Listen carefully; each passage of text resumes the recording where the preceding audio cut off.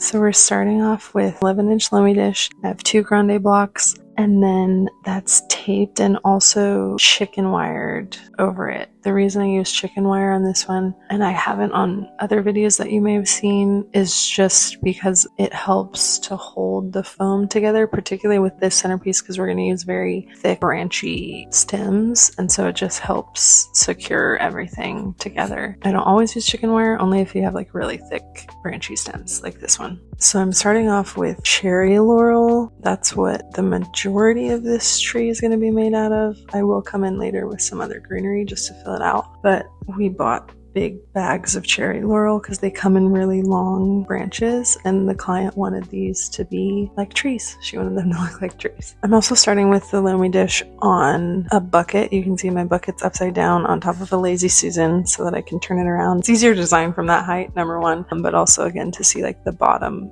of the tray and see the mechanics. I start off with it here on the bucket, and then in a minute I'm going to raise it up onto the tree base so I can actually see how it looks on there and design it on there, because it is like a 2-piece centerpiece, which you'll see here in a second. But I wanted to make sure before I lift it up, because that stand is like 3 feet tall, before I lift it up that like my top pieces are like pretty much covered before it gets harder to fill in. So yeah, you can see me pull out the stand here. So this stand was custom made. It's but a real branch, and then I had my welder build these base plates on top and bottom to hold the branch, and then on the top of, you can't see it super well, but the top of this base plate looks just like the bottom but like flipped, and we have holes in there, so we zip tied cages to the top of this base plate. So the Lomi dish is sitting on top of a plate, and then the cages are zip tied to the bottom, and that's so that we can get the fully rounded effect of the tree, as opposed to like just a plate sitting flat on top of a surface, and then you'd be able to tell that it's not a tree.